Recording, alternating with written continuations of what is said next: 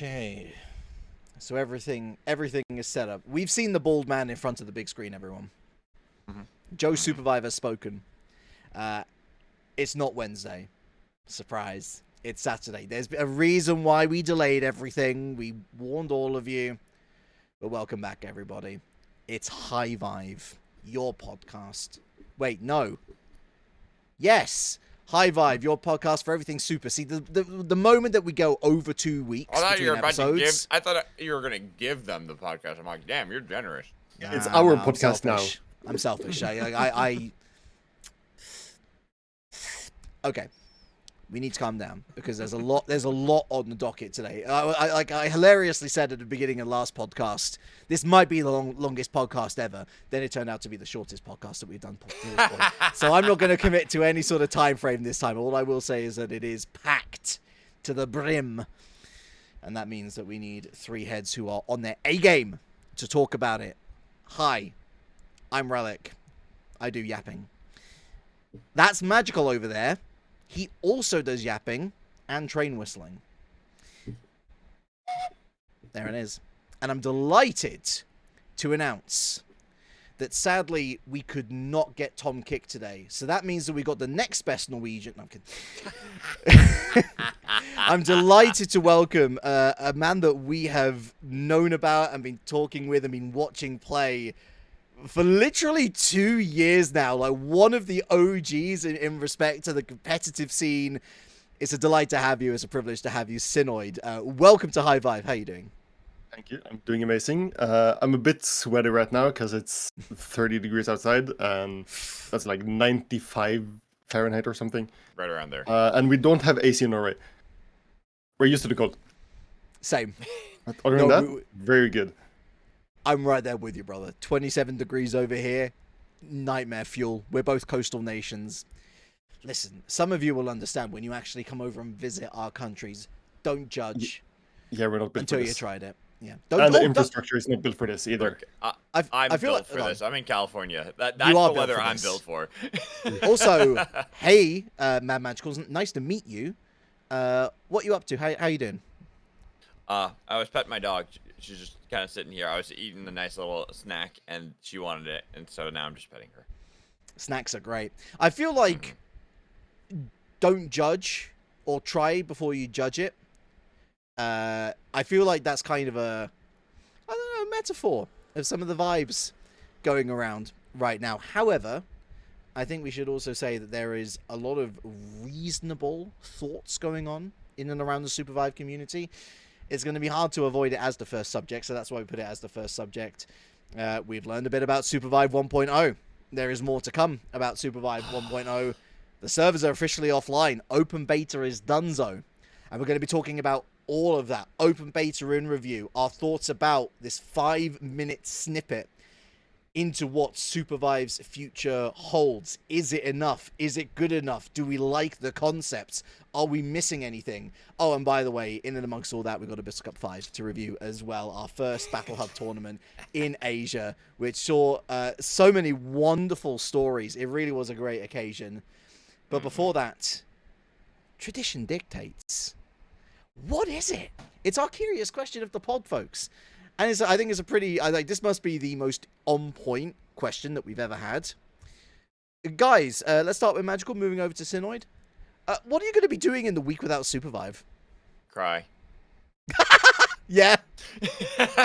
just tears straight through the week. Tears, nice. I mean, like, realistically, I'm going to use this as an opportunity to pick up some overtime over at work. So that way I am prepped for when we get 1.0 so I can...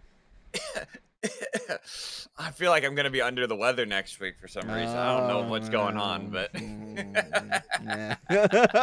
Smart. And so, what about yourself?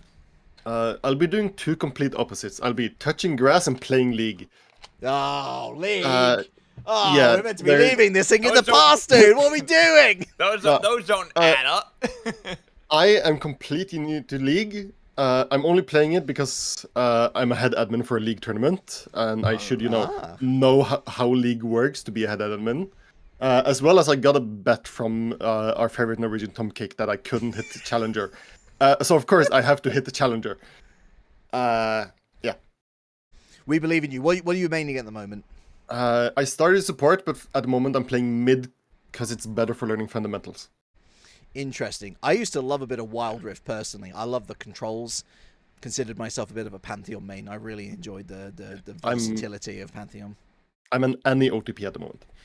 Annie. I'd love a bit of I Annie. mean, there you go. You could be support and mid with that. That's you're done. Exactly. Exactly. Ooh, build diversity. More on that later. What am I going to be doing? Editing this podcast basically today. I've got some work over the weekend. Going to be trying to get a bit more into fitness. I've gained a lot of weight. A lot of depressive episodes recently. It's just one of those times where you sort of reflect and you think, what can I do to help myself? So I'm going to be looking to do a bit more walking and trying to get my diet on track. And then obviously I'm going to wreck it all with SUPERVIVE with plenty of Monster and Napkin. Yeah. We'll figure it out in due time. Healthy work-life balance. That's the way forward, folks. Joe SUPERVIVE has spoken, though. Here we are. We were promised a video at 2 a.m. in the morning, European time. I say 2 a.m. in the morning, European. Yeah, 2 a.m. in the morning, UK time. 3 a.m. in the morning, European time. So all of you lucky Americans, be thankful that Theorycraft is blessing you in Asia with the time zone preference here. I did not get blessed with that because I work overnights. I do graveyard shifts. So my shift started when that got released. So I was literally at work just like, I guess I wait. That sounds like Yeah, a magical problem. It and was not very an American much problem. Yeah. Yeah. Well, so the same thing, right? so we all missed it overnight. We're all called catch up in the morning. And I think, well, I mean, there's been a lot said. So we're going to discuss the Armory in particular, which took up the largest portion of what ended up being a 5-minute video after we've kind of sifted through everything else. It deserves its own section, given that this is kind of like the big send for these guys. When they said it's going to be revolutionizing SUPERVIVE, they really weren't lying. Core gameplay staying the same. Everything around it very much different to what you would expect, whilst also retaining familiar echoes, I would say.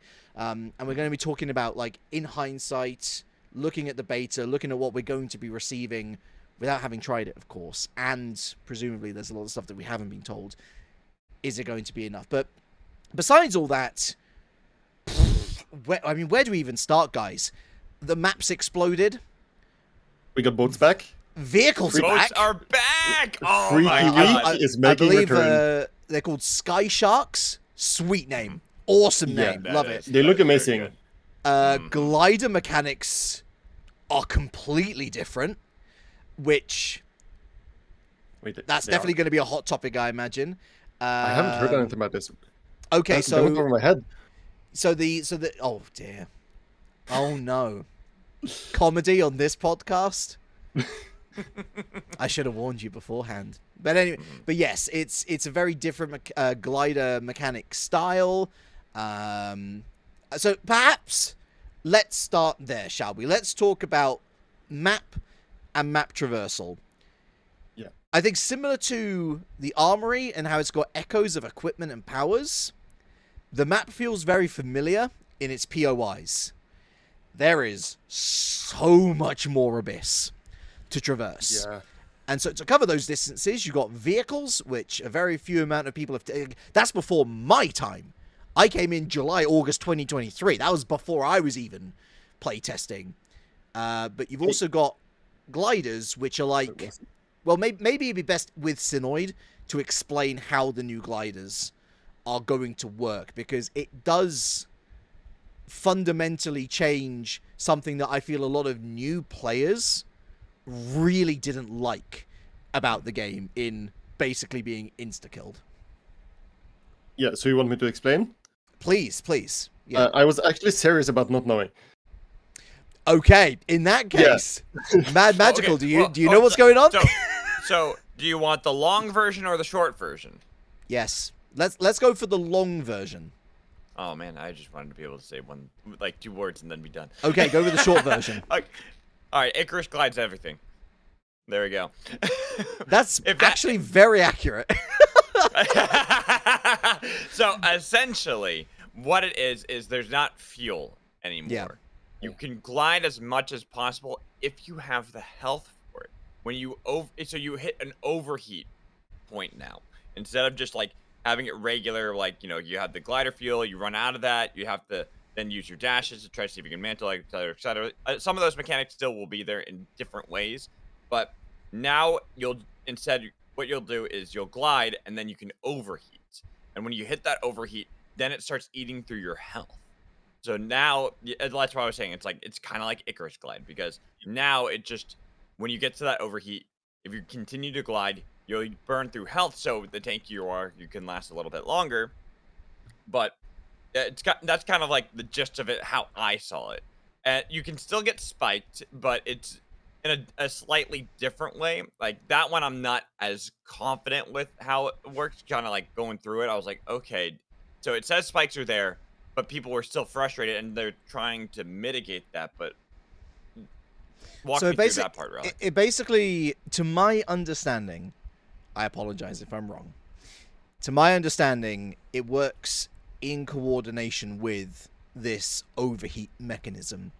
And so not only do you start to lose health if you are overheating your glider, but the more that you overheat your glider, the more susceptible you are to being spiked. So, okay, so if I understand this correctly, they removed the glider gas resource and put it into HP, and spiking the kind of made it so everybody has air soul. Basically, everyone's got glider engines, yeah, but it's combined with Icarus wings. Yeah. I mean, I was thinking of air soul like it stops you from being spiked unless you get hit multiple times. Yes, actually, that's pretty accurate to say as well. Okay. Yeah, so it's like, so what this essentially means is, for those of you out there who really, really hated the idea that you could just open your glider, someone shoots you, and you immediately die. Unless you're going up against a dunk master, like a Jin or a Brawl, where that mechanic is intrinsically built into their kit, you will no longer suffer like that. And you know what? When one of the first pieces of advice that we are giving out to new players is, oh, by the way, don't open your glider, one has to ask, why on earth do we have gliders in the first place? Yeah. Like, for real, like, why are we not able to use these things? And so in part of this redesign, you are now encouraged to use your glider, not for extreme amounts of time, let's be real on that, but you're not going to get decimated unless you're coming up against a Brawl or Jin, basically. There's actually going to be dogfighting, which I love that. I think that's actually a really cool addition to the micro. It's a completely different layer, a completely different level, quite literally. Yeah, my initial thoughts on this is actually pretty positive, because it leads you to having to hit more skill shots in abyss fighting. Yeah. And it's still going to be having good glider management, because if I understood it correctly, if you get hit enough times while in glider, you still get spiked. So you gotta still do feathering, and of course, if you take damage, you have less of a resource to keep gliding. Right. So exactly. There's gonna be more intricacies in those mid-air battles, which sounds fun. That's kind of what I was saying. It's like it retains some of, like, where you still have to make sure you're mantling. You're still making sure you have like a lot of the tech we got used to over the open beta, but it has made it so it's not as punishing. Like it's slightly better in that regard, and I do like that you just is the health for it now, because you can glide for a lot longer now. In theory, you can actually be out and you don't have to worry about as much of that play, but the longer you have that, the more likely you are to get spiked, right? So once you hit that overheat, that's where, like, in my opinion, that's at least how I got it, that's when the spiking really is going to come into effect. Yeah. So I'm curious about how the HP scaling goes on overheat, though, because in the trailer we saw a KP with an insane amount of HP. Yeah. And if it's a standard amount of damage you take while being overheated, he could theoretically glide for half of the game if you build the right build. And yeah, it's gonna be interesting to see. Hopefully they've thought about that. I mean, if I was a developer, I wouldn't be able to make a game. But I'm thinking the way that you balance that is by making the chip damage a percentage of your health bar rather than a flat stat. So, like, for example, every second that you're overheating, you lose 1% of your max health bar. And so, therefore, everybody's on the same playing field. Everybody's got 100 seconds, basically, to get onto land, which I'm guessing that they would have thought about that. Because, you know, there is a very important thing that a lot of people have been discussing. You're going to basically get a week, Theorycraft games. You're going to get a week. And if within that week you are not making the changes immediately to satisfy the audience demand, it's just going to be open beta repeat potentially all over again. And so I hope y'all are on your end game. I trust that you're all on your A game for what is end game of open beta. We've got some more cosmetics. Actually, no, let's focus on the map as well. Like, the actual map change is really interesting because a quote which I got, not sharing my sources, a quote which I got, and certainly what this, it's on this Korean article that we get a really good, like, look at the drop. Let me grab the article name. It was somewhere, it was like FOMO, was it? FOMOS? Yes. FOMOS. So it's a Korean esports news site, from what or at least it's an esports section of a Korean news site. And you get this drop image of just the map, like, and although the train line is different to what it is on the, well, I would say the current map. There is no SUPERVIVE to play at the moment, so the map that we used to have. Why do you have to remind me? If we're using that for scale, then it's 4-5 times bigger. And if we're keeping the same circle size, it means that, in theory, there's going to be a lot more diversity in terms of biome dedication and what you're going to be seeing as a final circle, you know, how you're going to be rotating through POIs. I know that there's a lot of people that I've seen who are not particularly happy with it. They would have rather the map stay as it was and build upon it. But it's very evident, guys, that they're going for a very different style of Battle Royale, and those glider mechanics are integral, it seems, alongside the vehicles to encouraging map traversal and going to different places to find the best advantages. Yeah, and I'm guessing they're going to be including a bunch of those wind tunnels that we saw in the new practice range as well. All over the map, and probably some wind rings as well. And I gotta say, someone has already data mined the map. Oh, I'm aware. Yeah. So I've had a good look at it, and it's pretty interesting. As an Abyss enjoyer, as an Aluna main, I'm gonna enjoy this, I think. Of course, it depends on how the boats, or like the, I guess, sky motorcycles works. The, what was it? Abyss Sharks? Sky Sharks. Sky Sharks. Works, because if they're the same as the Freaky Week boats, it's not gonna be too fun. Because they just ran into Unity instead of. But I hope they're fun to use as well, and there's some mechanics you can do with those. Me too. I think they're actually only 2-person as well, so you can't fit the full squad on there. Yeah.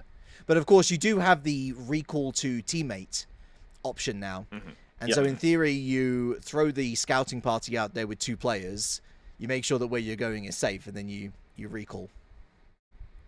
So, my opinion is that with how the map is, it does fundamentally change the game, but it works in the sense of where they're trying to take the game. They know that one of the things that keeps SUPERVIVE unique is the gliding and the mobility of the game. And while people might at first feel like, oh, this isn't how you should do it, I think it is good to lean into this. This is like something that I've always like praised with SUPERVIVE. Coming from a League of Legends side where people always complain about mobility creep. Well, that the reason they complain about that is because League of Legends was not a game built with mobility in mind. SUPERVIVE is. It's a game that is built on that premise that mobility is key. It is one of the most fundamental things is your ability to move. So why not lean into it even more And for me, this makes it really interesting because now that they've taken away the spiking, I think people are still looking at it with the old mechanic of spiking in mind, and not really like taking to the fact that it is going to be different. So you're not as likely to get spiked. So it's a little bit easier for you to go over those those large abyss points in the map and not get as punished. Of course, you're making sure to preface that with like it's not as punishing because it still can be punishing. You still have to play smart. You still have to make sure you're moving well. But it will be a lot of fun to see how this is going to go. The only gripe I have, everyone should know what it is that the bullet trains and trains in general that's true. are not as prevalent because that means they're not as much in the map. So that is my biggest gripe. There should be more tracks at 5 of them. I don't care, just all over the place. Just they should make the train have like they should make the train have like different circuits is going. Like first time it goes like here, and then like next time it turns off and drives another road, and then that kind of stuff. It has like different stops and the routes. I do wonder if there is a world where you drop and there is like no bullet trains in the circle. I will be. I mean, actually, to be fair, it's hinging on whether bullet trains is even a storm shift going into the new version. Have we not considered that they might remove storm shifts? I mean, we know that storm shifts are still in the game. Get that thought out of here. I don't want any of that. Just take that and throw it out the window. If bullet trains are gone, I'm expecting a sad choo-choo. Sure. I guess but bullet trains. One of those conditions is that the final circle does end on the tracks. So I guess bullet trains should still be in the game, and it will just determine. If it ends on tracks, it's going to be only tracks and abyss around it. Think about that. Amazing. I love Even the sound better. of it. I love the sound of it. Yes. I love the look of. We got a sort of a sneak peek at the battle pass for 1.0, and some new skins. There is this truly incredible Bebo skin with the burger car and the chef outfit called Head Chef.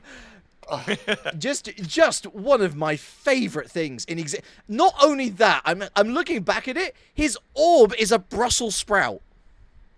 I'm just gonna say that casting that's gonna be great because how many references you can make to food delivery services is just top notch. Glorious. I mean, the enemy team literally got cooked. Yes. It looks like we're going to be seeing same levels for this battle pass. There's a free rare Aluna skin at tier 46, which makes me wonder whether we're going to be getting multiple free skins, because of course with our most recent battle pass we had a free skin straight out the gates, which was lovely, and actually it's one of the most times, or it's been one of the times where I've been most critical about SUPERVIVE. That first battle pass was an insult. It was an insult. Like, regardless of how much it cost, if I'm investing in a battle pass, I expect a certain amount of reward for my time. And it looks like they've really upped it. I mean, this one panel I've got right now. So you've got this really cute Pearl Dragon Wisp. You've got an Aluna rare skin for free.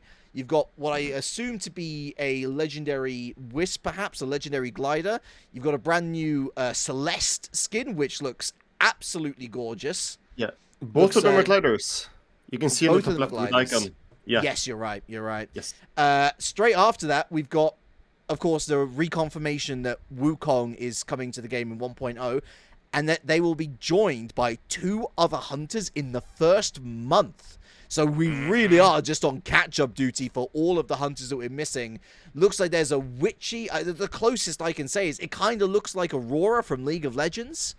And we've got kind of like a bishop alike. I know that there's been murmurings about maybe like an earth-based tank. That's what I was thinking. It was like a maybe more martial arts with like big old fists that are attached to them. It's using like some sort of earth or like I think martial arts is going to be like the main thing for that one.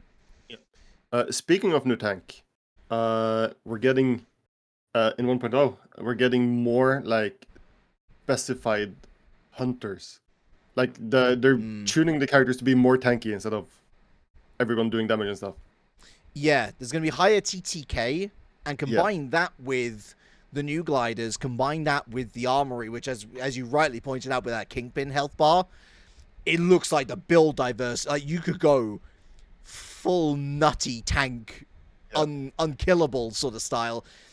It makes me feel like it is going to be a heck of a lot harder to take down teams, which, for those of you who've been wanting to not die immediately, this sounds like a pretty good game for you, quite frankly. And it sounds like the strategy in build diversity and actually picking and choosing your fights is going to be a lot more of a head scratcher than what it is right now, where if you've got a level advantage and or an equipment advantage, you're good to go.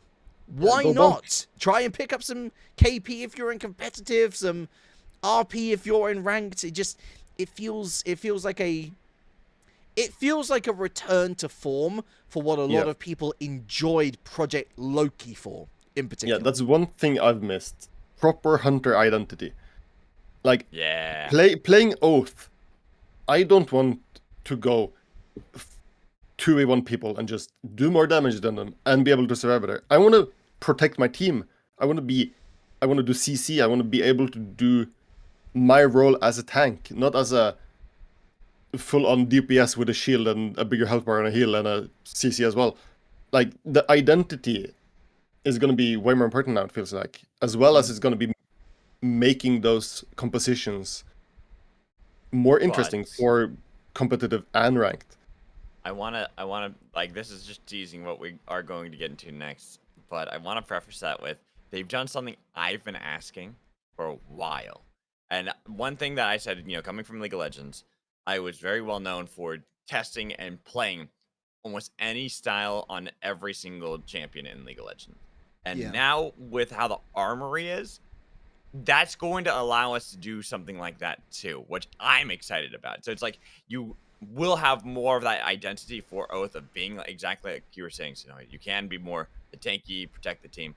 But from what I'm getting from the Armory is that there are going to be ways that you can heavily index. So if I want to go full damage Oath, I can still do that, but I can also be super protector, tank Oath, keep the team alive, and be the one that holds up the shield so that the team can like carry from there. Yeah, I'm all in for it. Especially like with it makes me feel like hunters which I don't like, I can find a way to like them now. 100%. Like, for example, I'm super frustrated with how short-range Kingpin is, and yet in that same video, we see a long-range Kingpin slugger. You can adapt a hunter to your playstyle, which means that hopefully we won't see many one-trick ponies, especially in competitive, because there'll be ways to build the hunter to your liking, and then you can look at their kit and say what's perfectly tailored to our composition, to how I want to tackle this. On the contrary, I think we'll see more one tricks. Yeah, I was with so because I guess they can be more flexible with what they can do on their character. Now it's not going to be like a hard counter. Now, if they see, this lobby has a lot of Oath breakers, they can build into having their kit built better into Oathbreaker, instead of just being, oh no, I can't do shit anymore. Every other team just counters me. I can't do anything. Now it seems like you're going to have that flexibility to be able to build those counters and build into the lobby and the situation you get in. As we move through the video, go on. Sorry. I was going to say, I think we should stop beating around the bush. I think we got to get into the Armory. I think we've been teasing it enough, Relic. We need to discuss it now. So I'm gonna let you take this one. I was going to, I'm gonna. No. There's a little bit more to go through. We got a Brawl skin. We got a new Krista skin. Shout out Krista enjoyers. But I believe then that is as much as the video will. Oh yeah, 2 new hunters. Ghost epic skin. If you sign in day 1, you want to be signing in day 1. Yeah. But then that does bring to the conclusion, outside of a couple of other things, which we can tackle at a later point, I think, as part of the overall will to succeed. Yeah. It's do we talk about Wukong before or after Armory? We'll talk about... We kind of had a Wukong chat in our last podcast. So I think we can revisit him in the overall overview, because this overview won't be complete if we, as Magical rightly says, if we don't tackle the Armory. Yeah. It is a complete revolution of how SUPERVIVE's progression system acts and how you are going to be able to play the game in-game. To try and simplify this as much as possible, and if you want a deeper explanation, I actually wouldn't recommend the official video from SUPERVIVE. Go check out Ryan Lima's explanation on the Armory. It's way better. I do have thoughts on that. Great video. Equipment and powers have been rebranded. Boots are now kicks. I wonder who that was named after. You now have... You now have grips, which are kind of like, from what I understand, you can get like, it's like runes, where you'll have like a certain boost to certain elements of your kit. So like you can get vamp from these grips and so on. You then get relics. Don't know where that came from, honestly. Which are basically your powers, like the majority of your active powers that you activate throughout the match, and then you get 5, count them, 5 passive slots, which will include stuff like what we used to call souls. So now there is going to be these passives that you add to the counter. You earn these, or rather more accurately, you earn the right to use these via the Armory. You kill people in a game. You gain Prisma, a new currency. And you can do many things with this Prisma in-game. Primarily, you can go and kill more enemies, earn more. You can risk trying to win the game. You can choose to bank your Prisma in-game. If you die, as I've been told, you lose some of that Prisma. So if you bank it, it's safe. Yeah. But if you don't, you lose it. You accrue as much as you can. You go to the Armory. You buy direct kicks, grips, relics, passives in the store. And then those, capture all, Armory items are available for purchase in-game. So how you actually access your builds in-game isn't particularly different. You still earn gold. You still go to shops. You still find vaults, and you buy stuff.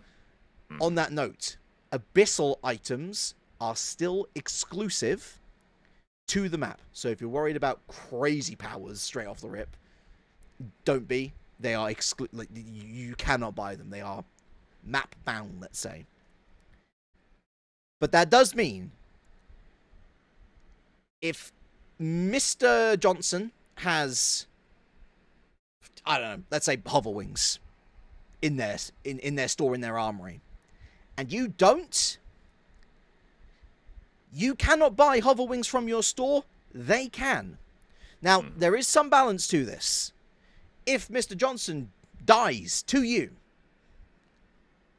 their death box will contain hover wings. So you can actually pick up this stuff mid-game and add it to your current game equipment. But for you to have that on call every single game, you've got to unlock it via the Armory. And then there's also levels. If you get duplicates from the very flashy animations and whatnot, very gacha-like. And yes, I am going to say it, because I do think it is absolutely inspired by those sorts of games. It tickles I do the love brain, me some doesn't Gamba. It, absolutely. It tickles the brain, it makes it go burr, and all of a sudden, you have a duplicate. You can level up this item as well to a certain point. Hope that wasn't too much of an information overload, but that really was the simple version of what we're getting. Now the question is, what the hell do we think about it? Because to say that it has caused a stir, I mean, I guess whatever they were going to announce was going to cause a stir, wasn't it? But it's a bold move, Cotton. It's a bold move. So, I have a lot of thoughts on it. I actually come out of it positive, though. Okay. I'll start that right now. So any of the doomers right there are already gonna hate a lot of what I say. They already hate this podcast, so don't worry. Yeah, fair enough. They've already disliked the video, Badgecull. It's okay. Whatever. Same. It's like, oh no, I'm crying. Same. Anyways, but I was like, looking at this, I think that the Armory is what the Hunter's progression wished it could be.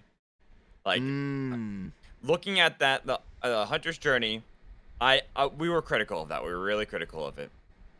This, to me, feels like a good evolution of that in a positive way for the most part. There are a couple things that I have problems with, but honestly, I think that this is a great way because one of the things that we've talked about before, is how do you keep players engaged in the game? Not just a battle pass, but there had to be more.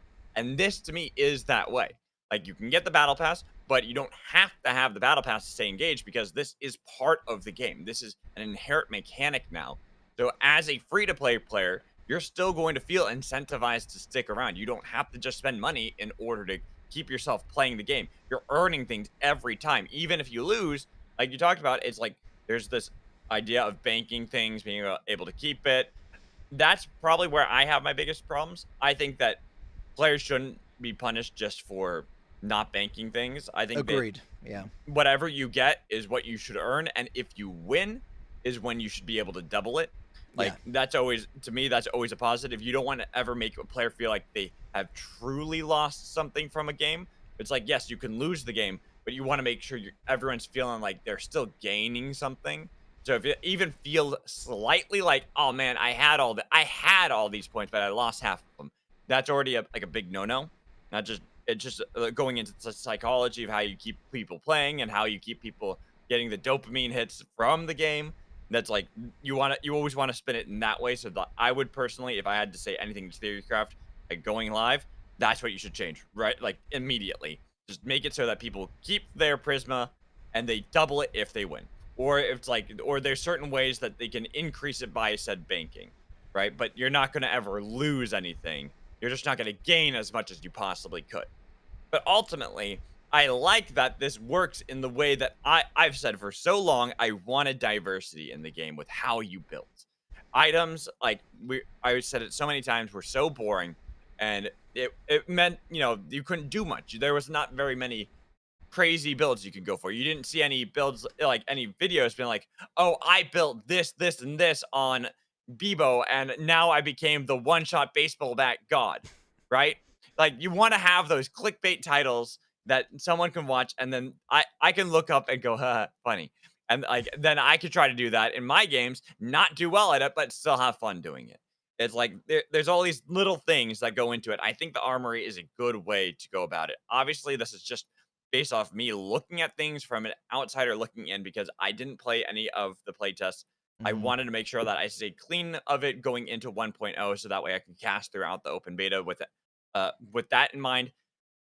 I will say it is going to make our lives very difficult here, Relic, casting, because now we got to learn essentially a whole new game going into this one. And I was looking at that like, wow, I'm going to be busy for the next couple weeks after 1.0 comes out. Luckily, OPGG already has the items and names out. It's so you true. Can, like, look at them and study. Shout out. Hopefully that's what you're going to do in the week going up. Yeah. There we go. Before we grab your thoughts, Synoid, just a couple of points of clarification more than anything. I don't think it's been confirmed if the Armory and the progression within it is necessarily replacing the Hunter's Journey. Yeah. I believe, to me, Armory is just an expansion on it. It's the most positive. It's what Hunter's Journey wants to be. Yeah, and also on top of that, one thing which I didn't mention is that Prisma is not earnable with straight up cash or VIVE points or Theorycraft coins. You have to earn this in game. Hence why I say gacha like in terms of the roles and not actual gacha. I think Theorycraft's going to have a serious issue trying to separate the two. Gacha, by definition, includes real world money. Mm-hmm. There will be no whales. In fact, the whale in Theorycraft is actually going to be who can spend the most time in game, which I guess is. BY. I mean, literally, if you've got so much time on your hands you don't know what to do with, you are probably going to be earning these items quicker than anyone else, and you're going to be upgrading faster than anyone else. Those clarifications done and dusted. Synoid, your thoughts, please. Yeah. First off, Aiden, if you guys were here for NDA release, he stayed up for like 30, 40 hours straight, just denying any rank 1. He was playing for like 35, 40 hours straight. If this is a time sink, he will be number 1. Just saying it. That guy has insane stamina when it comes to gaming. Yeah. He is wild. He's built different. He is just built different. Yeah. But my thoughts, I'm very positive about it. As Magical mentioned, the diversity is something that I've missed, and I was in the voice with a couple of friends watching the video when it released yesterday, and we all went, oh, this is what we've been wanting. This is so good. This is what we need for the game, for it to have the depth to be a 10,000 hours game.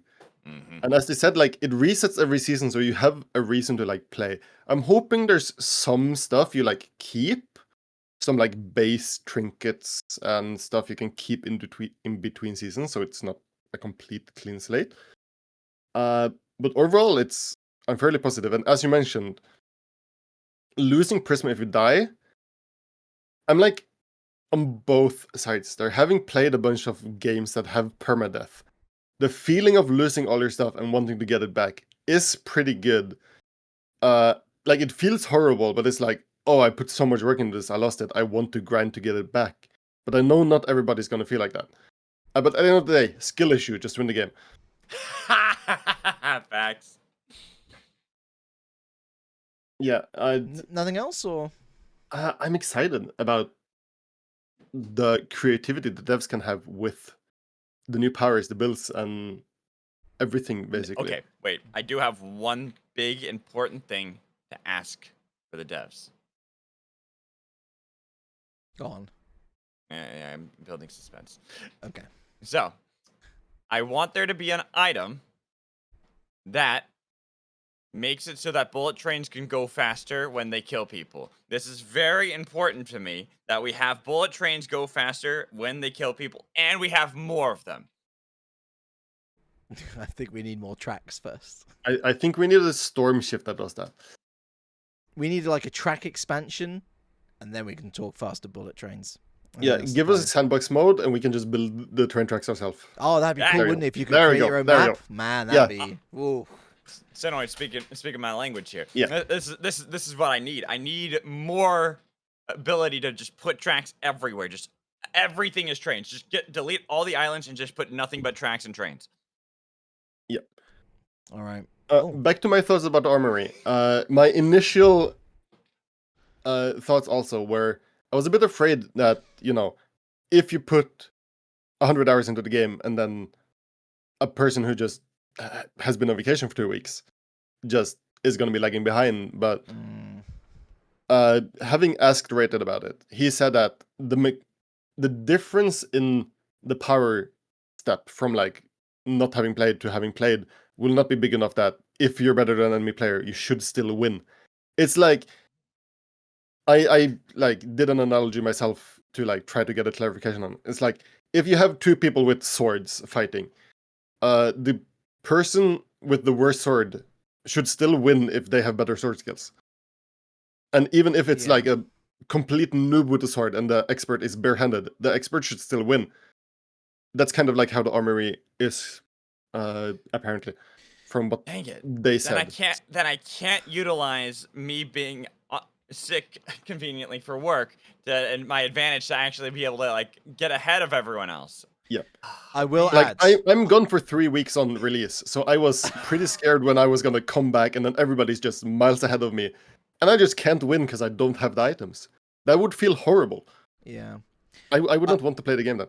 I will add, we should talk ranked. I think this is an opportune time to talk about it before we dip into my thoughts, and you're in for a shock, people. This is possibly a world first in terms of SUPERVIVE content here. So the way that ranked, there is going to be a ranked reset. If that's news to you, hi, there's going to be a ranked reset. And it's going to be a full ranked reset in terms of if you're legend, you start 1.0 at bronze, along with everyone else. MMR Yeah, is that was not... me too. Yeah. You did. MMR is not being reset. And so the easiest way to explain it is this. Bronze Lemur will be getting lobbies with Bronze King Nidhogg. Bronze Hi, I'm an innocent brand new player should not be anywhere near those lobbies, even though they are the same rank. And so to tackle your situation, Synoid, when you play 1.0 for the first time, I imagine that a lot of the competitive crew would have already reached Master, Grandmaster, Legend maybe. I mean, probably Legend, honestly, given how long these players do play sessions with. But you will be playing bronze players as close to your MMR bracket as they can possibly make it. In fact, if your MMR is so good, it might honestly look at what you're facing and say, we should probably be putting you against like silvers or golds, you know, just to give you a bit more of a challenge. Yeah, I'm curious if I'm going to still be, by the time I'm back, if the top players are still going to be within my MMR band or not. In 3 weeks? It's difficult to That might tell. be very far away. Yeah. Yeah. In the famous Bellissimo quote, Synoid dies too much. That's why his MMR is lower than other people. Wow. Oof. The developer said that. That is the executive from, producer of SUPERVIVE said that. Yeah. Back in the day, I was like, okay, I'm not gaining as much RP as my teammates. Why is that? And he goes, you have way lower KD than other people. You die too much. Bellis, come on, dude. I'm going to have to get you on a sideline and get you to explain yourself, because that is brutal, man. Oh, wow. No, I'm fine with it. It's a truth. Skill issue at the end of the day. Brace yourselves, everyone. Relic's going to be the negative Nancy of the group. Ooh, dearie me. What alternative timeline have we entered here? It's actually not as bad as you think. I adore, I could make out with, my partner wouldn't allow me to, but if I was interested in this system, right, and the build diversity, the possibilities, not endless, but it really does make you think you could spend so many hours, I guess if we're going to include the progression, farming for the stuff in the first place, and then just trying stuff out. Like the content that we're going to be able to see from 1.0, it's going to be really freaking cool, guys. I'm so hyped about that. And as I believe it'll be open for customs, or it might work like Pokemon from what I understand, where there'll be like a rule set that you implement on the lobby. So it could potentially be as wide as everything's available for everyone, or hey, we're going to keep it restricted, or we're going to not have these items and we are going to have these things. So I think in terms of the competitive environment, everything's going to be fine. You don't really need to worry too much. Yes, we're going to have the seasonal resets, but again, that's not going to be too much of an issue because we just move with the times and so on. I think there is a really solid argument to be made that the progression does feel a little bit artificial. I think that it is a huge risk to include it in such a way. I think that the idea that you are leveling up items within items, if it doesn't have as much effect as, for example, Rated says, yeah, that's great because it's not going to have as much effect as people fear. But then there's a question, why would you include it in the first place? I think that there's a lot of worry and concern, well justified, because Lima's video explaining the Armory does a better job than what the main account video introducing the Armory does. In fact, if you would put Lima's video as part of that video, bump it up to however long it is, 18, 20 minutes or so, I think there would be a lot less concern about what is about to happen than what is. And this goes all the way back to communication, and it's been a pain point for Theorycraft for a while now. I love all of you. I do. People, I mean, look, I'm privileged to be in the position having chats with devs and whatnot. I really, really hope the communication as a whole improves going forward. As we did our confirmation earlier, when it comes to partners with Nexon and Neties and stuff, there's stuff that's out of people's hands. That's okay. But this was a narrative that you could have controlled. And you kind of just let people figure it out. I want to hope that it was a kind gesture for Lima to say, we're going to let you explain what the Armory is. You've played it. People trust you. We're going to let you do it. It's still worth hearing it from the figurehead. You know, from the mouth of the creators themselves. What do you believe is the Armory? What do you think this is going to bring to your game?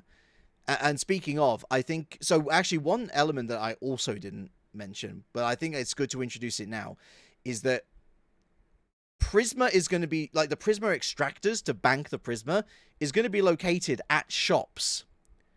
And so I think the idea is that they're saying, hey, you lost your Prisma. That sucks. You should go to these shops. It's kind of like a really sneaky way to introduce people to how you get your items in-game. Yep. And I'm just like...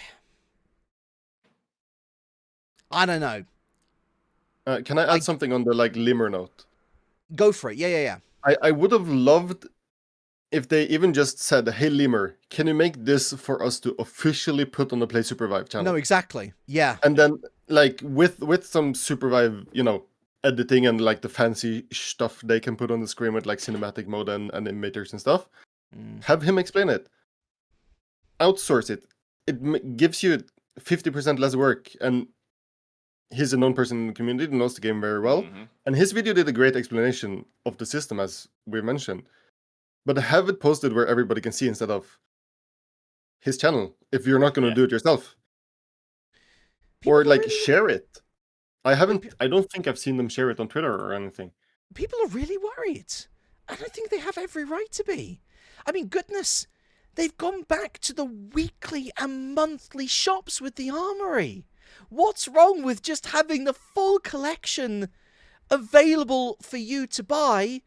You can still have that pseudo gacha element because you're like, man, imagine if I pull a legendary relic. Yeah. So I don't even have to pay for it now. Or if I want to invest my money in it, I can just go straight to the shop and I can save up and invest in it. I don't at least have some stuff that's always there and not just rotation. Yes. In my opinion. It is a fascination and a marketing technique that people hated so much with the skin store that they've already walked it back once. Why are we trying this again? You could probably hear it in my voice. It's super frustrating. This is already an imposing enough system. Don't push people away from it. Make it as clear as possible.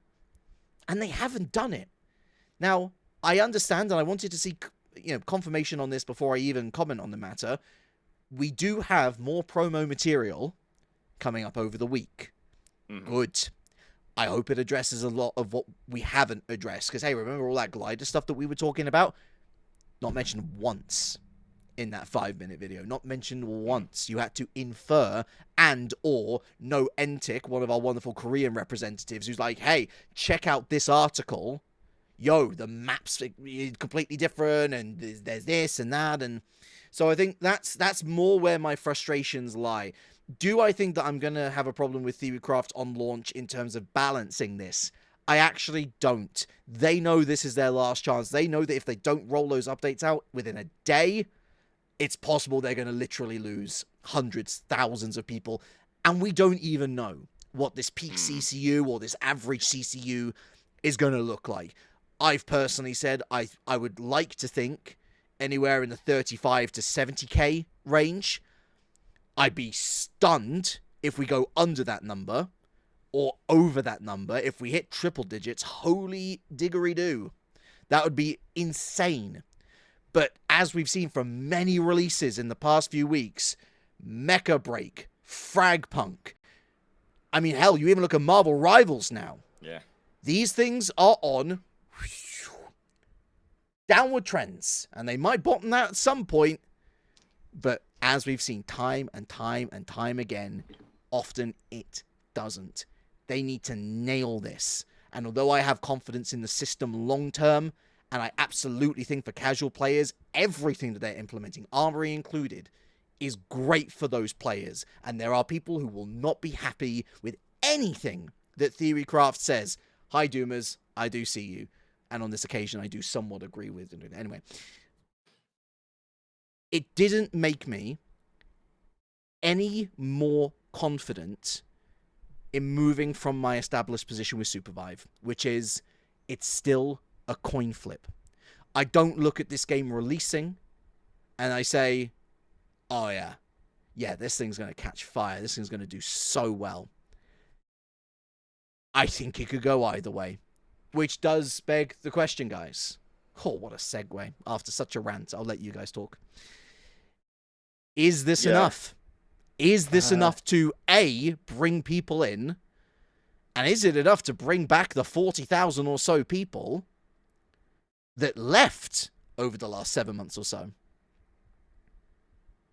The short answer is, I don't know.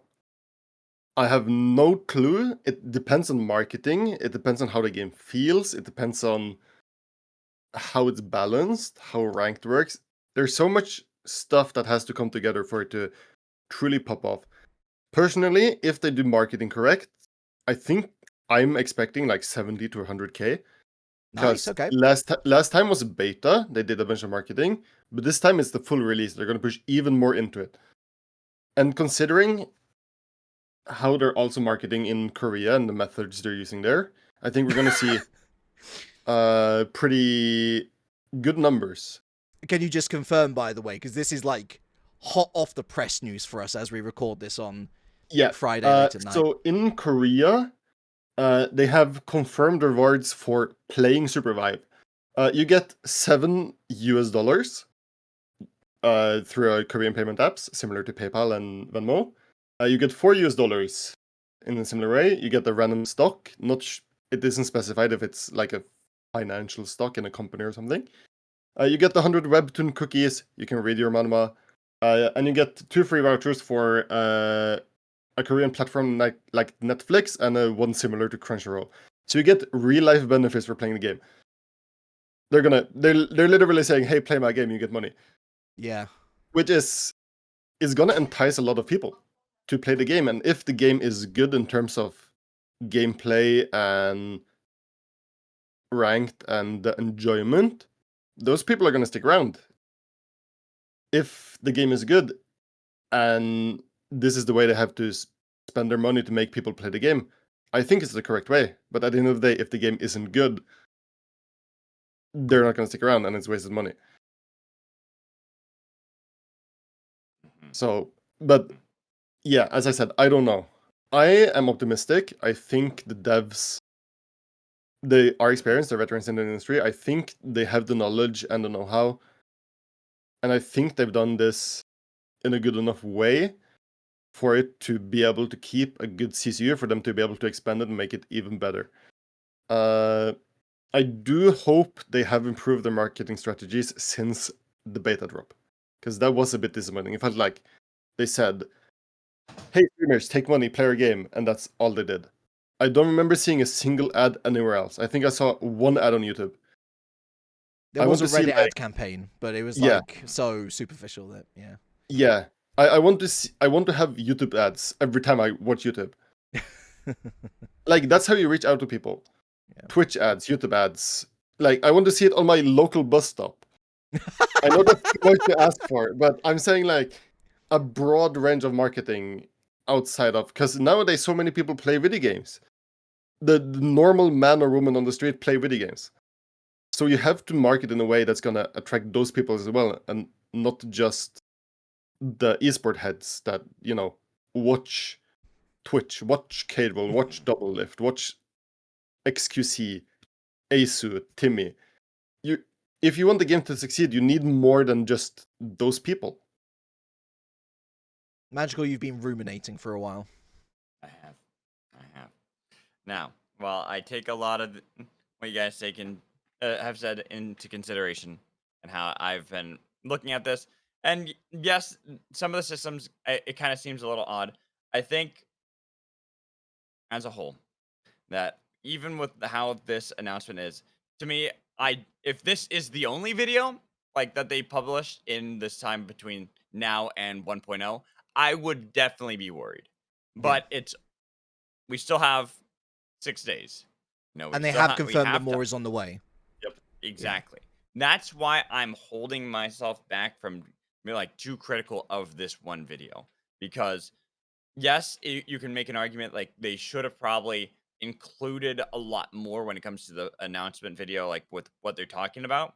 It's always best to go with your, with everything, especially when you're trying to catch a market, right? But I also have to think of this as how would I want to how would I market this if I was a part of the marketing team? And I would probably go about it where it's like I would release probably one video every day or every other day leading up to launch, and the one right before 1.0, so the day before, would be the big explainer of like all the things that are to come. Because that is the day, like as much as us, people who are invested in the game, want more now, we're not the ones that you have to market to. We are there. We're already a part of this. So if they're marketing to us, like, yeah, we want to know more about the Armory right now, but we're still gonna play in 6 days. There are people that if you told a lot of this to now, they go, "That's cool." 6 days come, they kind of forget about it. If you tell them the day before, they're more likely to go, I'll play tomorrow. Oh, okay, I'll play tomorrow. I get all this cool stuff if I play tomorrow. Yeah, sure. So I think that's when but they have to make sure that they are telling people things, like you were saying, Relic. That is a big thing. Like if they just go out with a 5-minute video that says, "Look at all this cool stuff," with the most surface level explanation, no, that's not going to get the attention. You need to go in like, look at all this cool stuff and look at what you can do. Enjoy. Come back tomorrow. Play the game. I think that's how you hit the home run, right? That's how you knock it out of the park and get people to play. But of course, that's just part of it, right? It's marketing that Sinoid was talking about. It's whether the game is good enough to last. There's so many variables that go into this that, like, I believe in this game. I've very much gone into this one where I think that SUPERVIVE has more potential than any other game to be the next big game, because how fun it is to play, how fun it is for me as a caster to talk about the game, how much I enjoy this community. Of course, I am biased because now I've been a part of this community since Relic, you introduced to me over a year ago.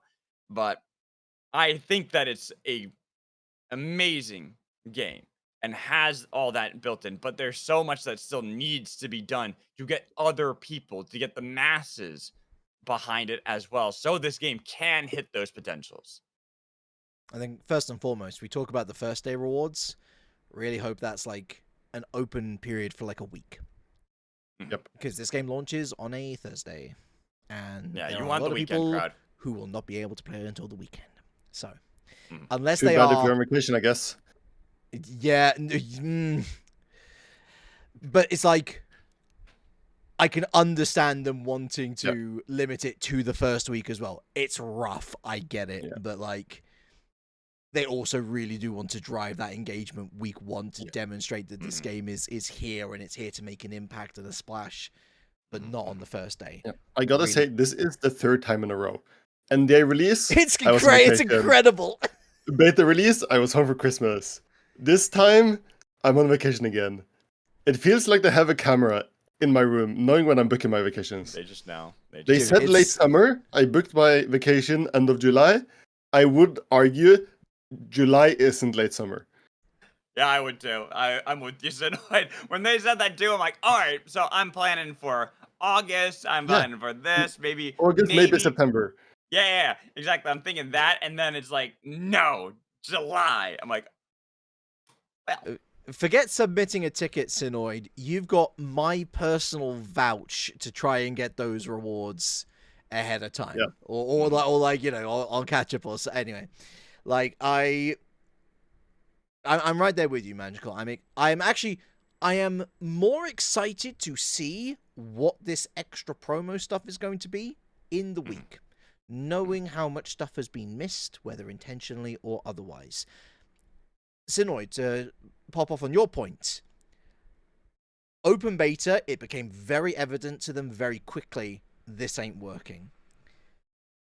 And whether it was short term or planned for long term, marketing was pulled pretty quickly.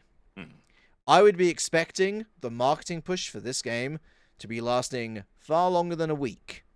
Yeah. Maybe longer than a month even. I mean, goodness, you're releasing 3 brand new hunters basically back to back within the space of 4 weeks. I would hope that your campaign is going to be like, yo, Wukong is here and 1.0 is here, and hey, you haven't heard of SUPERVIVE yet? Yo, we're releasing a brand new hunter right now. Like, that's a great statement of intent to anybody who is worried about the cadence of updates. Like, obviously this is accelerated, but man, these guys are going hard. Look how much content they're rolling out to begin with. That feels like a really positive message to put out there. I think that what from people, like from what people have seen so far, there's going to be, let's say, of the 40,000 or so people that left early early open beta, there's going to be maybe 2,000 to 5,000 who don't care about this game. You might say 5 to 10k who look at this new system and it's just not for them. I think if they can recover even half of the 40k to try this game again, I think that's honestly pretty good. And certainly one of the repetitive feelings that I got from a lot of people, and especially content creators, was, I'm not willing to put in the time now. I'll come back for 1.0. That felt like a really common sentence that we heard from a bunch of people. And so I'm not worried about how many people are going to come back, but as has rightly been said, it's not even about those people, and it's definitely not about us. It's about the people who have never played this game before. It's about the casual audience who are going to lift up and sustain this game.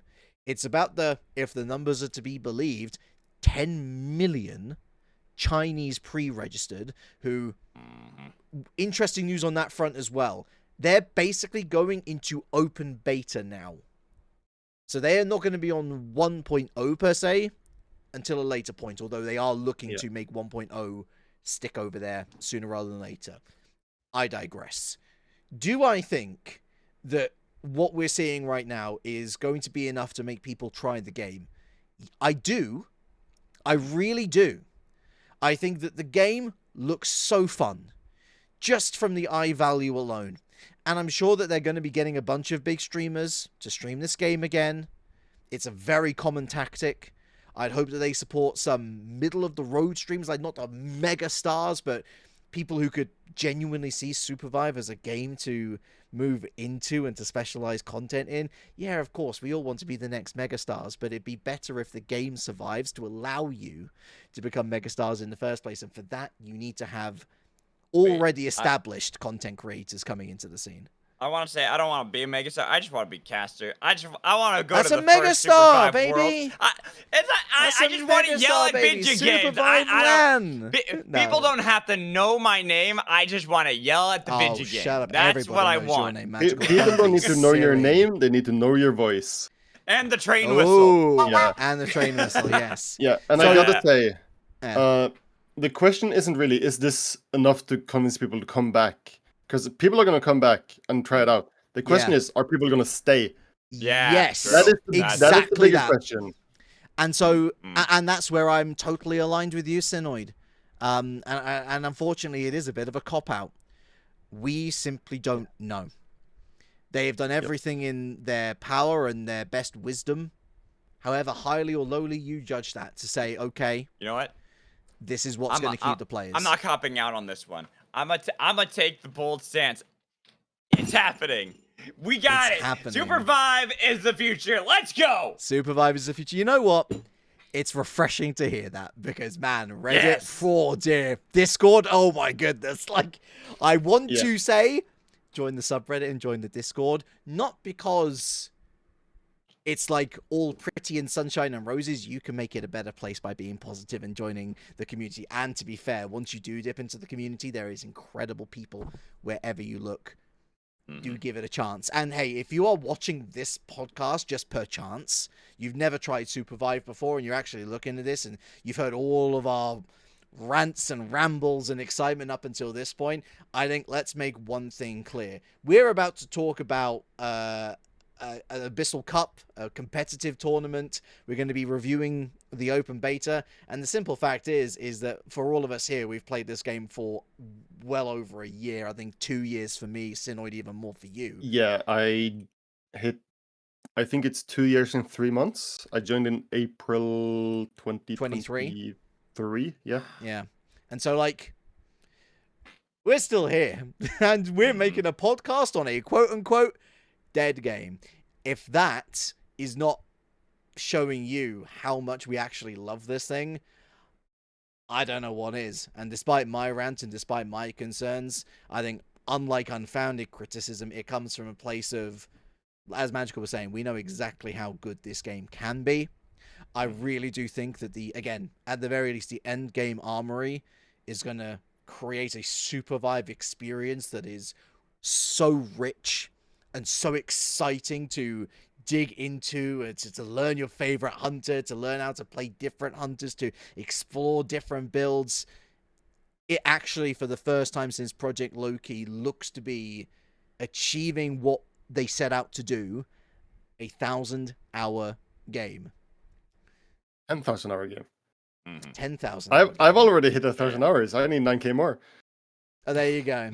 What was it? Joe's got like 2,000 hours on strike or something. In any case, trust us. At the very least, try it. And hey, for all the Doomers out there as well, I know some stuff feels or sounds rough at times, and goodness knows we've heard so much about the ranked restrictions as well, which are set to stay at least for the beginning. Trust that the developers, with the right audience, size of audience, I should say, will actually, listen and start to make the changes that make the game better for you as well. We're all selfish. We all want the game to do well. Yeah. I hope with the large enough player base, they remove the restrictions, because this game is best played with friends. Yes. In a coordinated environment. That is when this game is peak. Yeah. Couldn't agree more. And so we'll sign off on that. Simple answers. I think we like a lot of what we saw. We're hopeful. There are definitely things to be improved on, looking at communication, because oh my god, there were so many people saying, wait, I thought I had days to complete the battle pass. That for me was the worst offender. The fact that there was no update to say when the battle pass actually ended. And I do hope that all of those players get compensation on top of what we saw, because it was never communicated unless you were on the Discord. Yeah. I do genuinely feel really sorry for those guys, and I feel pretty angry that wasn't communicated. But besides those, I think there is a lot to be positive about as well, and I am cautiously optimistic to see what the next week brings. But enough about the future. We've rambled enough. I think we've gone for like an hour literally on this, and deservedly so, because it is a huge stepping stone for SUPERVIVE. But let's now reminisce, shall we? And let's start with Abyssal Cup 5. Now, there have been plenty of Asia tournaments previously, both Arena and Battle Royale. Goodness knows, the Saber Cup, they held 2 editions, the highest paying prize pools in competitive SUPERVIVE history. But Abyssal Cup 5, held by Battle Hub, organized by myself and a wonderful, truly extraordinary administration team of Frosty, Cinnamon, Mr. Sue, Leawind, and Knight.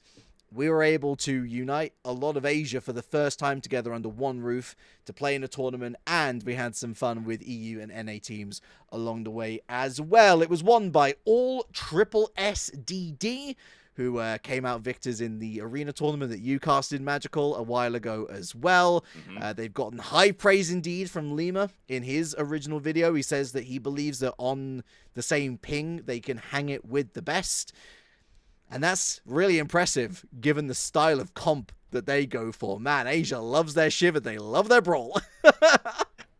And I'm still surprised with how much Jin we saw like for day 1. Like we didn't we didn't see as much on day 2, expectedly so. It was like, okay, a lot of these teams know they're better than a lot of the other teams, so they were playing Jin to be more greedy. But there's still a decent amount seen in our finals. So I was just like, they are just so bloodthirsty, and it is all about hands for them, which is so fun to watch. And like, ASD, so all triple SDD, they are a very aggressive team. Back when they played in the arena tournament that I casted as well, very aggressive team that constantly was looking for as quick a fight as possible. Very rarely was it just about the neutral game for them. They're like, nah, we're fighting. We're just going for everything possible. Another really big shout out for a team is 808. I think another really good team. And it's funny because 808 didn't make it to the finals in that Arena Cup that I casted, only because they faced off against ASD earlier in the quarterfinals. And that was the closest series that we had was between those two teams. So I knew that those would be the teams that we'd be watching going into this one. And sure enough, 808 were definitely hanging with them the best they could, looking really good, very flashy team as well. And it's honestly, I love it. I'm so glad that we were able to actually do something for Asia Pacific. This probably was the most international of any events that's happened so far for SUPERVIVE, with the most different players from all over the world playing for day 1 and day 2. We even had OCE teams.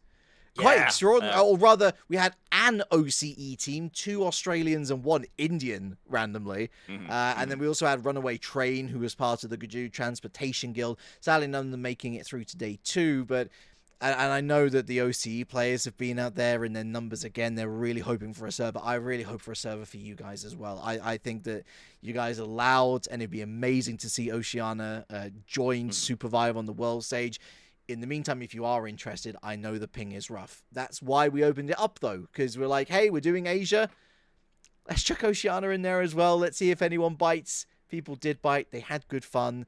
And telling you had fun. I mean, we had our one Chinese team in AAA. We had the Last Door, arguably, if not, definitely historically, #1 in North America. And both of them made day 2. Last Door got a win. on ping. It was incredible. And again, Lima has done an amazing video with narration and intersplicing the broadcast. Sinoid, have you had much chance to catch the broadcast yourself? I was able to watch some of it back. Unfortunately, I was playing my own tournament that day, where we in EU were hosting the Country Cup. Which is awesome, by the way. Really fun concept. Coming from Overwatch and having been on Team Norway in the Overwatch World Cup, the community it creates and like different mixes of teams you wouldn't normally see is really fun. But digression, yeah. I did have a little catch up on the broadcast, and I think it's very interesting to see because the Korean server and the Asian players it feels like they're a couple of months behind where EU and NA is in development in terms of playstyle and comfortability, because EU and NA has kind of figured out the meta and like what characters play and stuff, but watching the matches back, it seems like it was who has the best hands, who is the most comfortable on their character. That what's the difference between who won the fights and such. And we could see glimpses of TLD overcoming the ping and being able to take some good fights and making up the difference. But as Limmer said, ASD being able to, if they're on the same ping, hang. They just had 2 good hands for the rest of the lobby, especially considering them being on low ping. Yeah, it's there was a number of EU teams and NA teams who bore the brunt of a very strange hour to get up. To be fair, EU wasn't too bad It was just early, it was earlier. I say earlier in the morning. We started, what was it, 11 a.m. I Yeah, want to say, about. UK time, so midday EU. So it's honestly it wasn't too bad. The NA lads were crazy, crazy. 2 a.m. for California, 5 a.m. for And East the Coast. casters, yes, I should say, the casters were also real soldiers, real troopers. Yeah. And Having it was played Loki back in the day on ping, it is not something you like back in the day when it was No. only West Coast and I was on 170, 180 ping. It is not fun to play. There's a Or reason it why is fun, but it limits you heavily. There's a reason why International Vive Club didn't last too long. People were very eager to go into their own regions as soon as possible. And so, yeah, it was, I mean, honestly, considering all of the potential language barrier issues, and that's why part of why we brought in, specialists who understand their region a lot better than little old me who's like, yeehaw, the English and so on. It was really smooth. Like the players were so respectful and patient when it came to waiting for the scores. They were eager to see the updates. They were so eager to just participate. But I think one of the biggest takeaways is it's interesting you say, Sinoid, like, oh, they're a little bit behind, because as I understand it, the Asian teams have also seen like EU scrims and they're like, man, these are just noob lobbies. Look, they're all just attacking. Like, what's going on? So there's already banter. There's already beef. Which I mean, I'm about to fight the Korean Smokies. They need to catch up on the EU versus NA beef anyway. But it's nice to see that they're ready to dive into the deep waters. But the fact that we saw 9 of the 10 Korean teams making it through to day 2. And to be fair, with the last of those teams, they were unfortunate not to make it through to day 2. That is such a shining star for that region, for South Korea in general.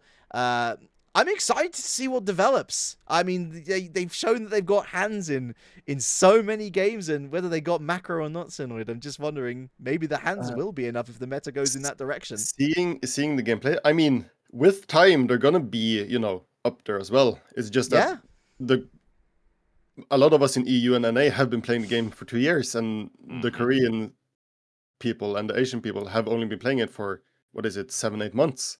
Yeah, like they have a 1.5 year disadvantage, and that's just how it is.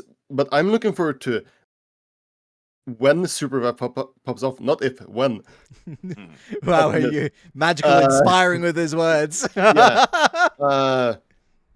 International LAN would be a dream to be able to play against all the. That's what I'm saying. Don't tempt me. Don't tempt me. Yeah, no, like the beef is, I am like I want talking in esports. Seeing CS tournament last, like with FaZe Simple coming back, all talking in the screaming at each other. That's the kind of stuff we need. But digression. I'm really good at staring off. Say this podcast is exclusively steering off course. Don't you worry. Don't you worry. Although we're going to try and get back on track here. I think overall, really fun tournament. What a way to send off Battle Hub events for open beta. And I do want to take this moment to thank every single player, every single individual involved with those events. It is a privilege to organize these tournaments for you, and I sincerely hope that we can look forward to so many more.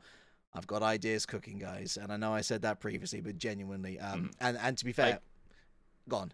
Just to step in, I hope for my sake, I already know you did a great job, but I hope for a lot of these players that they are really happy with how the casting turned out. Like, I know it's stepping in there, putting us there, but it's it was amazing to be able to cast this, right?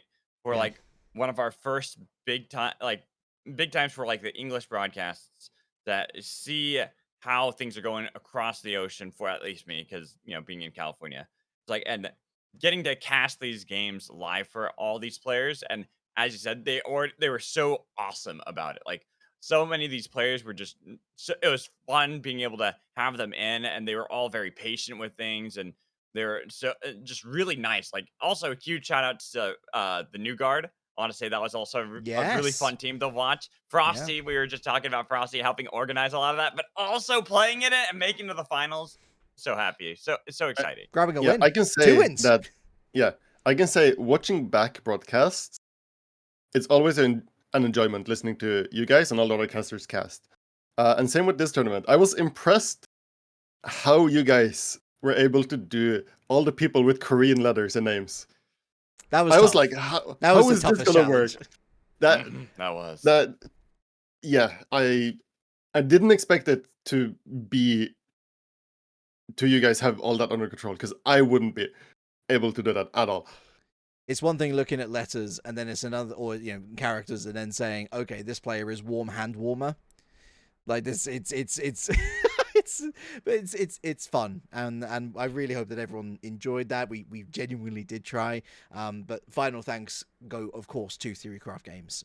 Without them, the prize pools of these tournaments and of many other tournaments, whether it's real cash or whether it's Theorycraft coins, they've been so generous with what people are callous enough to call dead game before it's even been given the chance that it's going to get now in a week's time. So thank you so much from the bottom of my heart, and I know that everyone at Battle Hub events is keen to share those thoughts as well.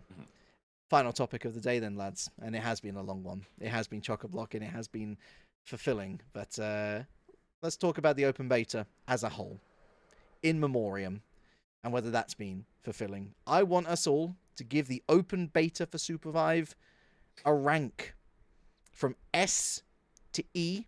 Oh, we'll add F in there as well. I doubt we'll go that low, but how would you rank open beta and why? I'll give it a B. Solid B. Yeah, solid B. A B plus.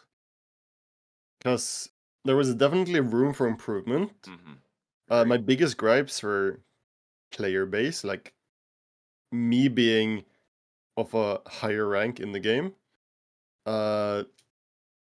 Having to sit in 15 to 20-minute queues every single day, even in peak hours, was rough, to say the least.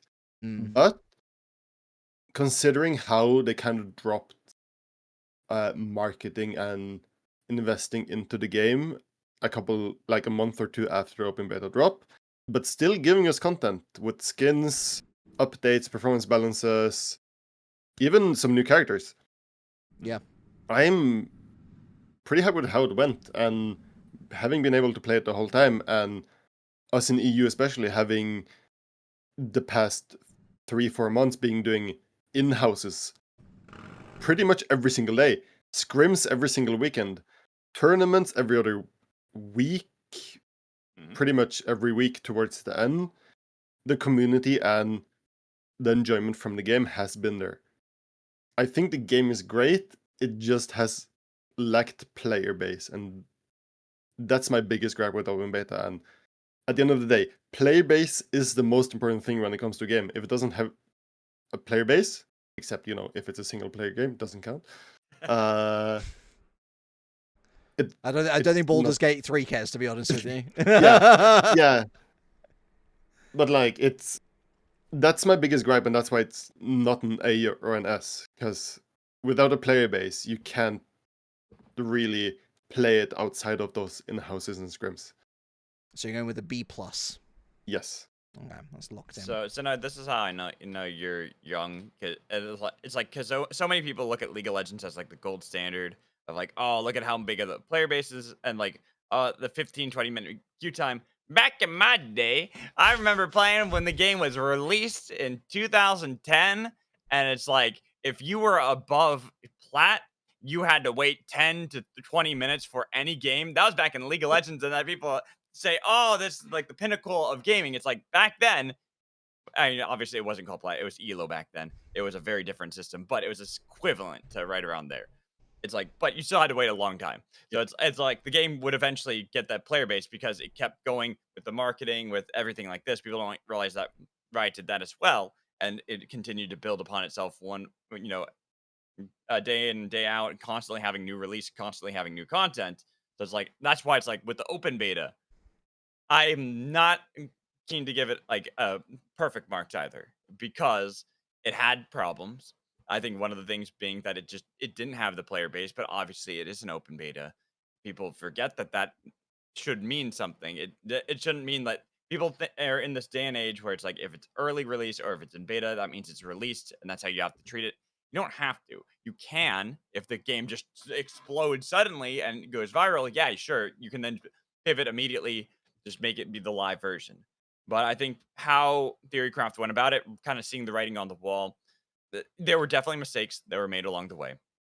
I think that well, I like to hope that they have learned from a lot of those mistakes and they'll go towards 1.0 with those in mind on what they need to do to make sure, like Relic, you hit on it briefly, they need to make sure that they are ready to patch, they are ready to add, they're ready to do whatever they have to within days to a week. Like they got to be boom, boom, boom for 1.0, but going and looking at open beta. With all this in mind, I will still give it an A for Armory because it was just funny to do that. But because I still loved the game. I still had a blast. I loved the community. I loved everything that I was able to do with the community for this game. And I believe in its future. So it's not getting an S, but it still gets pretty good marks. Yeah. Okay. My B is also because I think the new game is going to be 2 steps above and it's going to be an S. So Oh, like, nice. If I gave it an A, it would have to be, a But you double could S, also a plus? you could give it like a what is it? Like, you could go higher than an S and give it like a Z because isn't that like a fancy S, right? I'm pretty sure that is exclusive to Dragon Ball games. I think that's the only time S transforms into a Z. But yeah, an A. Okay. I mean, honestly, I would say that is generous because I am falling into a similar camp to Synoid. I think that it is very admirable for Theorycraft to pivot to 1.0 development. That is the version that they're putting their heart and soul into for the last 7 months. And yet they still chose to update the live version to make sure that the player base that was still there had things to look forward to.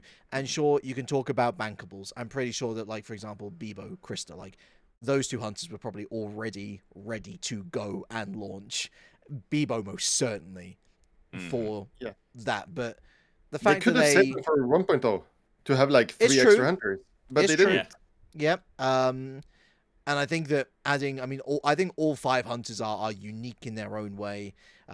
Some of them more buggy than others. Some required some buffs.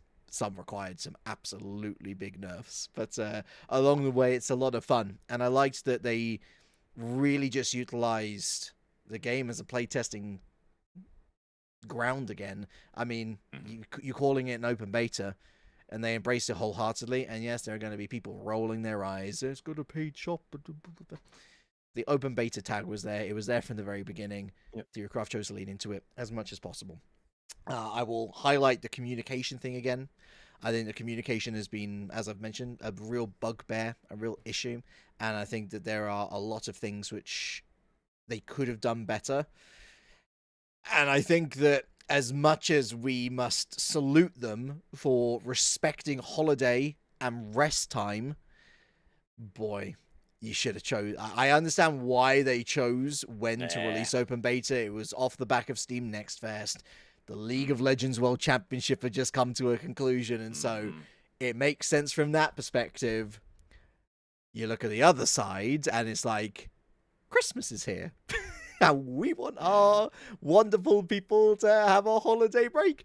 Problem is, Hudson was an issue for far too long. They introduced Resurgence, one of the most controversial mechanics that is now locked away in normals to the game, and just left it on because there was positive enough feedback. And I think that quick note on that. Yeah. Please make Resurgence auto off in custom games. Yes, please. Yeah, yes, no. nice. Yes. I'm pretty sure that that's a resounding yes, Theorycraft. Make sure that is make sure that's ticked off. Thank you very much. But like, what's the best way to put it? It felt like they leaned a little too hard into playtesting based off a week or two of what they saw. We'll see whether it pays off, obviously. But then on top of that, there were so many things that they could have worded better. There were so many things that they could have explained better. I think just by virtue of saying, listen, y'all are going to be playing this build. This is not our focus. And making that so abundantly clear. I mean, maybe the plan was not to tell everyone, to try and keep as many people in, to have as many different bits, points of feedback and whatnot. But it's those reasons, whether for the right reasons or not, why I can't give it higher than a B. I also love the game, and goodness knows Magical and Synoid, we've had so much fun with the competitive scene. If I'm a casual player and I'm stumbling across this game, I'm probably having a good time with it. I'm also asking a lot of questions that the answers simply weren't provided. So with all that in mind, I think again, listen, the Doomers are like crazy right now. I'm going to post the lowest rank of all of us. It's a B. Solid, straight up B from me. 7 out of 10. Great game. I love it, darling. Love it. 7 but out of 10, not enough water. Not enough water. Evidently not enough BIS based on the new map. And also, I just think that there were a lot of things that could have been handled better from a developer administrative perspective. It's a test bed. Mistakes happen. You also have big W's like trios. Yes, I said it. Sorry, Sprokane. I know this time around, the devs are going to be on the boot camp, all physical together when the game releases. It's true. Yep. And so hopefully, all of those updates, like for example, we had Hudson. We had Hudson for way too long, and that was only a week. But it was way too long. Man, I was so good at that time. Also, shout out to Brawl, who was also an absolute menace around that time. Anyway, even if there is imbalance, I agree with you completely, Synoid. They have to be setting themselves up to deal with this as quickly as possible. And I definitely have trust in them that they will. But my argument to anyone who's like, oh, you can't trust them, why not trust them for one more go? Genuinely, what harm is it going to do? If the game's going to die, the game's going to die. Otherwise, everyone's going to be having a bloody good time, fingers crossed, for many years to come. For me, I trust the devs because it's been like, oh, back in Project Loki days, here's a gripe I have. And then they have a half an hour discussion with me personally, one-on-one. And then the next day, they're like, yo, we talked about this internally. The fix is coming. Like, they are listening. They are learning from their own mistakes. That is why I trust these devs. And not implementing your feedback, folks, does not mean that they haven't read it. You just need to get that final point across. Because sometimes some of you think that you don't, and it's just... And sometimes more people get feedback like, hey, we actually like this thing, and you're 1 out of 100 who don't like it. Nah, Synoid, you're a yes man. You're a yes man. Sorry, I got to just compartmentalize that. You're a yes man. If you happy birthday, safe locked. Happy birthday, safe locked. Right, it's getting a bit kooky now, so I think that we should probably wrap things up. Did someone say trains? Did someone? Choo. Well, listen, we're going to arrive at 1.0 station next week, live on twitch.tv/JustRelic, 10 p.m. British time. Figure it out in your time zone, 1 hour before wherever SUPERVIVE enters your existence again for 1.0. We are going to be hosting 11 p.m. CEST. Magical, what time zone is that for you? Actually, what time is it now for you? It's almost 2 p.m. 2 p.m. PT. There you go. We've got one of the time zones. We're going to be running High VIVE live. We're going to have an hour, literally the hour before launch. We're going to be having a big old conversation. We're going to be reminiscing. Obviously, we're going to be breaking down as well all of the promo content that has been released up until that point. We'll figure out who the guests are going to be for that segment, but you can all join us and you can ask live questions. It's going to be so much fun, so do join us for that. So that is twitch.tv/JustRelic. I'll put the link in the description, as I believe it always is. And then we're going to... Happy SUPERVIVE. We're going to be just playing as long as we can with as many people as we can. It's going to be so much fun. We're going to not be obsessing over the CCU. We're just going to be enjoying the game for what it is and earning all that Prisma, buying all that stuff in the Armory. And yeah, hopefully you'll be along for the ride as well. So thank you so much for your time. As always, the support for this podcast has been truly exceptional. We love you tuning in. We love you supporting it. And please do let us know what more we can talk about. Submit your curious questions of the pod if you've got any. Join us soon. And final words from my two comrades for this particular one. Magical. Still on the trains. There we go. Synoid. Thanks for having me, and hype for 1.0. Thank you so much for joining us. Woo! Hype! W SUPERVIVE, W community, W to all of you out there. Thank you so much, guys. We'll see you soon. SUPERVIVE 1.0. Let's go!